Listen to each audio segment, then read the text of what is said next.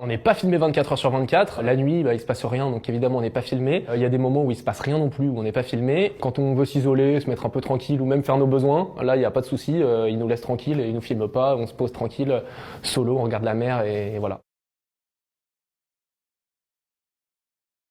Il n'y a pas du tout de toilette, ça c'est vraiment la question qui revient toujours. On se dit tous, putain mais ils font pipi ou caca où? Déjà, il n'y a pas beaucoup de grosses commissions, voilà, pour vraiment les vraies coulisses. Quand on mange pas, il n'y a pas beaucoup de sorties, si tu vois ce que je veux dire. Et puis sinon, il y a toujours deux teams, la team dans la mer et la team dans la forêt. Donc tu trouves ton endroit dans la forêt. La seule règle, c'est le plus loin du camp possible. Tu marches, tu t'arrêtes jamais.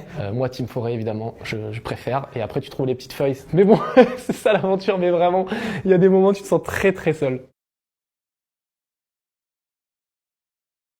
Oui, on a des préservatifs sur l'île. On a dans une boîte à pharmacie donc des compresses, du gel pour désinfecter. On a des pansements, des préservatifs. Franchement, je vous dis la vérité, je les ai même pas regardés. Je pourrais même pas te dire comment ils sont. Physiologiquement, c'est presque impossible qu'il se passe un truc sur l'île pendant le tournage. Fais le test chez toi, hein. Tu verras, tu manges pas. Au bout de 2 jours, tu n'auras pas envie du tout. Eh, salut, ça va? Non, il y aura que dalle, il y aura rien du tout. Mais par contre, ça peut arriver qu'après le tournage, les candidats se retrouvent et il peut y avoir des couples et il peut se passer des choses.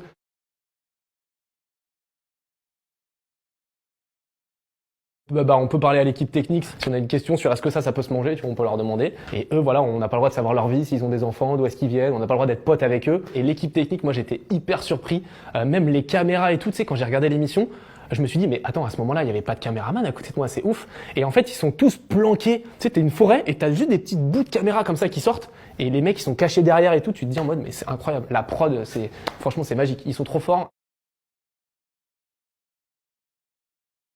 L'épreuve des poteaux, franchement, c'est pas la plus dure. L'épreuve la plus dure, c'est carrément l'orientation. Vraiment, c'était super compliqué. T'es vachement tendu, il y a vachement de pression. Un tout petit détail, moi, ça m'a fait perdre 1 heure et demie alors que j'aurais pu plier le truc rapidement. Et en fait, encore une fois, on est tellement fatigué que on décale de 10 degrés ma boussole et j'ai retourné toute la forêt fidjienne. Donc voilà, donc très dur.